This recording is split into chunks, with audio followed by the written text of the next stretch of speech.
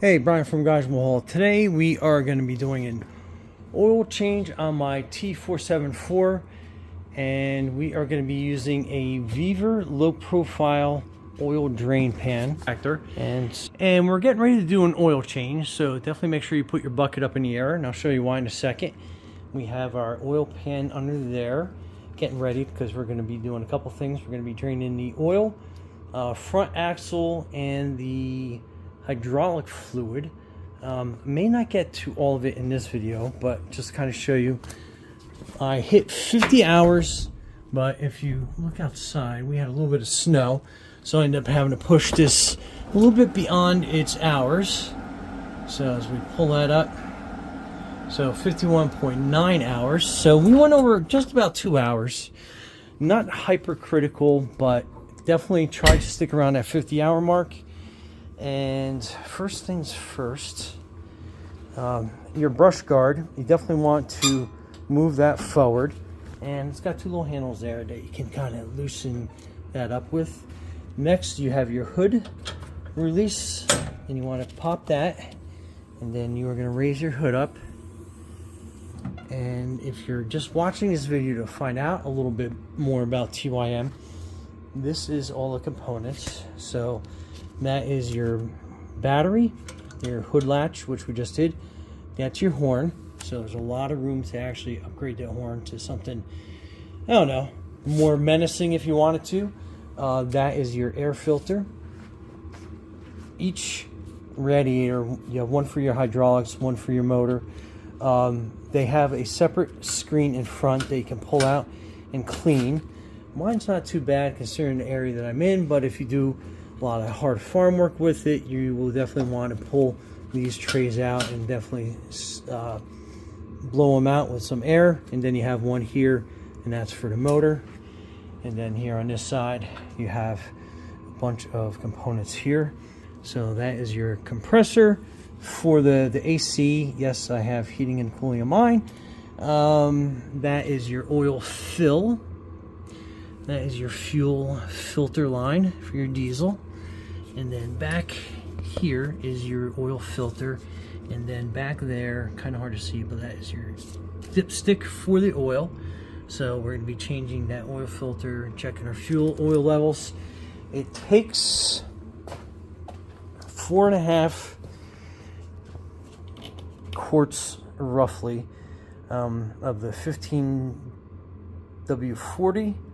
I'm putting that in Shell Rotella, and then obviously that is the TYM genuine oil filter. And to kind of give you a look at this, so people are always wondering why it's TYM specific, and you can kind of see that O-ring is a little bit raised, and it has a little bit of a beveled edge in there. Kind of hard to see, trying to get it as best as I can on camera, but just to kind of give you an idea. When I take the old one off, I am going to measure the threads on here and give you an idea of what that actually is for some alternative oil filter choices. But again, genuine is always a way to go.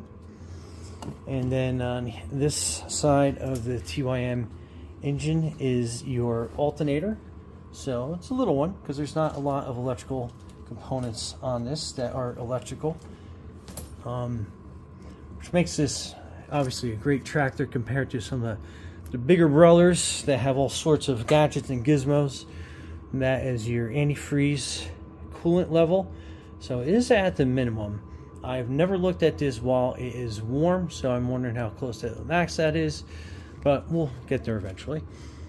That is your radiator, and then your cap on that. And then again, that's your fan on the inside. And then these are some of your other components that are in there. That is going to be your starter. Your starter solenoid is on there. Then you have your exhaust that runs down, so your exhaust actually shoots out towards the front of your tractor.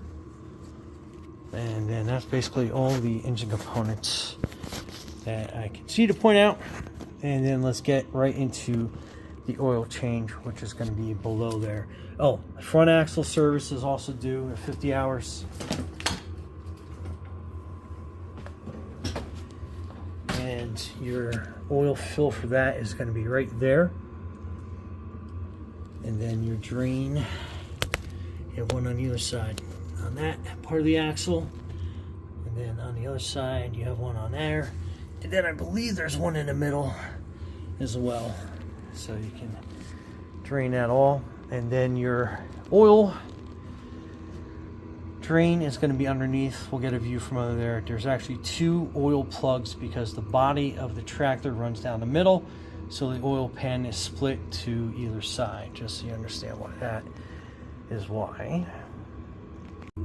Okay, getting ready to get underneath the tractor, and I'm going to slide my oil pan catch tray right over these pads, so if I happen to get a little messy, I am able to catch that and absorb that before I get into my garage carpet.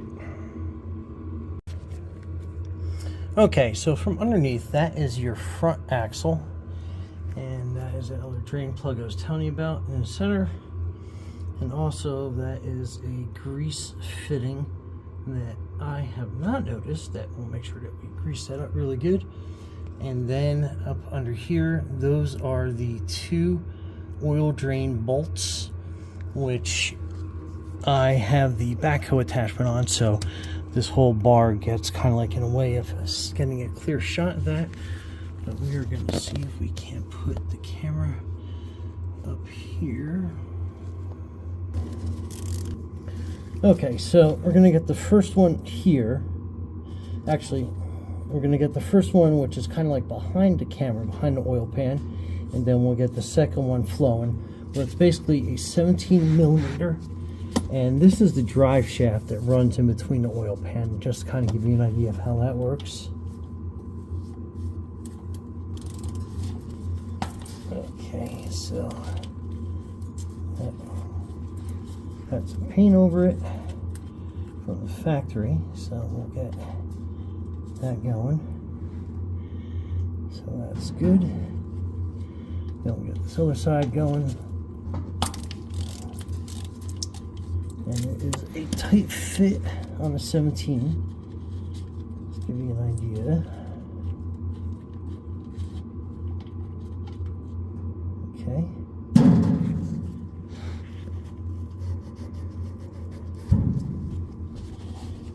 Just getting some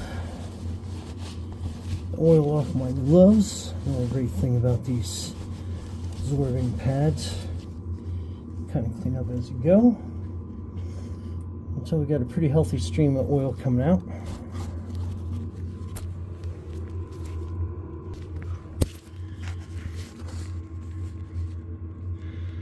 So I'll give you kind of an idea of how that is flowing.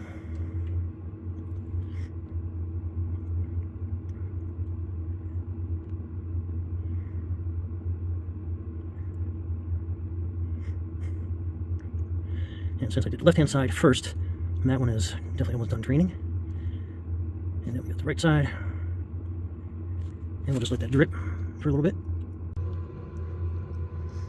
And definitely a cool thing about this Weaver drain pan is I can drop the bolts down on top, and I don't have to worry about fishing them out of the oil.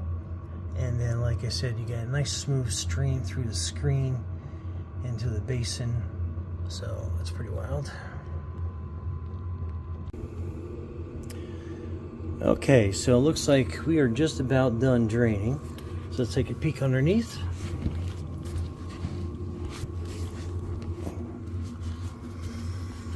And yep, that's about as much oil as we are going to get out of there. A couple more drips. So we are going to put the bolts back in.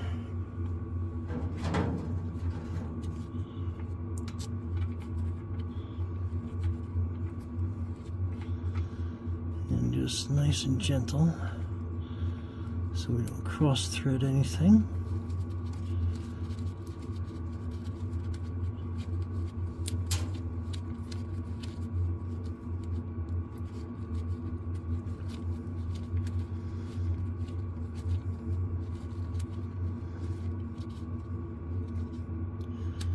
Okay, that's about as far as we're going to get by hand on that side. get this one. Okay, so we're gonna torque these to spec. Make sure they're nice and snug. And this one's a little off camera view, but you can get the general idea. And just double check the tightness. Okay, we're good to go. So let's go change the oil filter. Okay, so let's get this oil filter off, and just, yeah, absolutely crushed this oil filter getting it off. So we'll let that drain. And I did not like how that moved, but hopefully when we tighten that new filter on, we'll get that. And just looking at this, make sure there's no dirt where that fastens down, and then we'll just take some oil, put it around the O-ring, and then we'll put this on.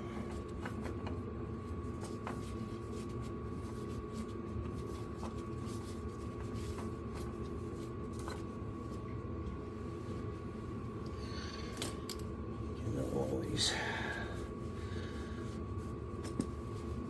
spill. Put it nice and snug back on. Okay, about hand tight. Put that on one more time. Get a little bit more of a turn, and then we'll clean that up all around there. See, this whole housing moved. Okay, I think it's good. We'll check that for leaks. Okay, so that's nice and on there. And then this is where we fill the oil. So let me reposition the camera. I think you can see that pretty good though. So before we get that, let's get some dirt. Like there's some dirt around there.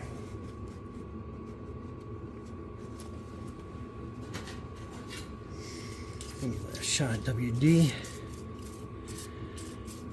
just to kind of get some more dirt residue off there. Okay, so that's good.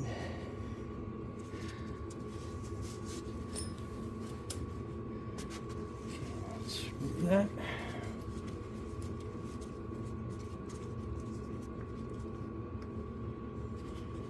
Okay, and I'm going to lightly around this bottom edge. Make sure no dirt falls in there. Okay, I think we're good. Click the funnel off so that's nice and clean. We don't put any excess dirt in there. And then again, we're going to use 15W-40. So it says 4.5 quarts. So what I'm going to do is I'm going to pour about 4 in here and then see where that gets us.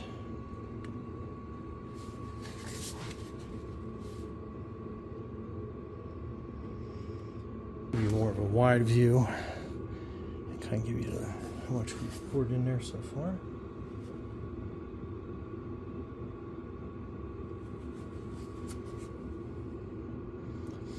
So we got about another quart to go.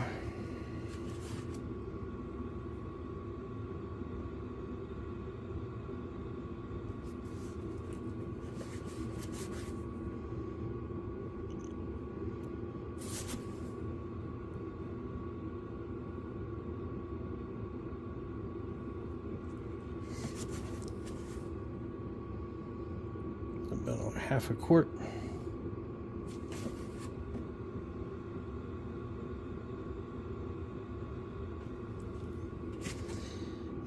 think we're almost there.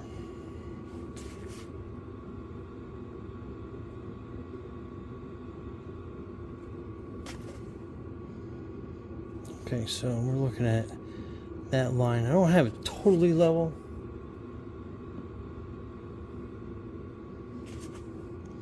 And that should get us right there. Okay. So we're going to let that drain in there a little bit. Now grab this lipstick from the other side there.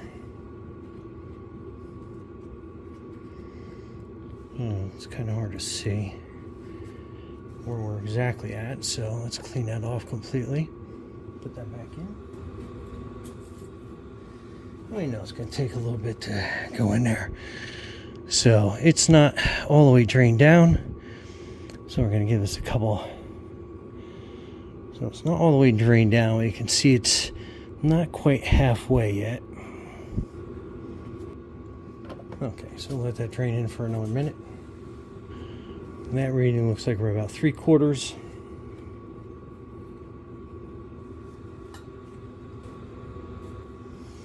Okay, so at this point, we're about 3/4. We're going to take this out, set that down on the oil pan. We're going to put our cap back on. Now we have this off. We're going to really clean really well around. Then we have this off. Clean really well around the O-ring. Threads, make sure that's nice and clean. And what we're going to do is we're going to start it and we're going to let it run real quick, just so we can get the oil pumping up into the motor, into the oil filter, and then we can really get a good idea where our level's at. We'll let that sit for about 10 minutes after we run it, and hopefully it should run a lot smoother and quieter, and we'll be back.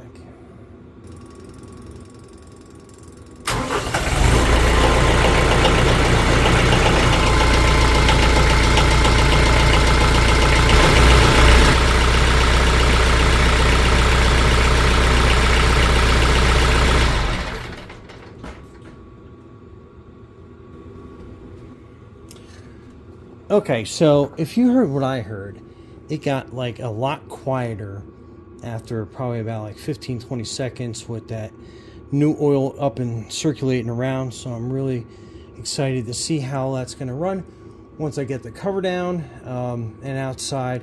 Kind of loud here in the garage. But anyway, we're going to let that drip down, check for leaks, and then we should be good to go, and we'll get that right up onto the dipstick where it belongs. Okay, so we got the oil cap off, and we're putting the dipstick back in. Let's see what kind of reading we get. It's all the way down, all the way up.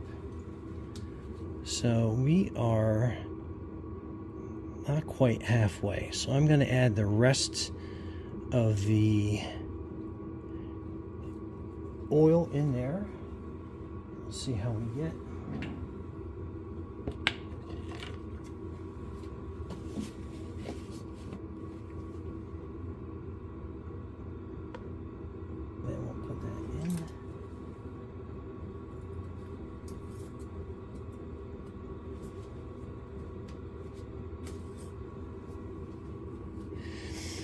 And we are probably about 3/4, and it calls for 1.05 gallons, basically slightly over 4 quarts in the manual.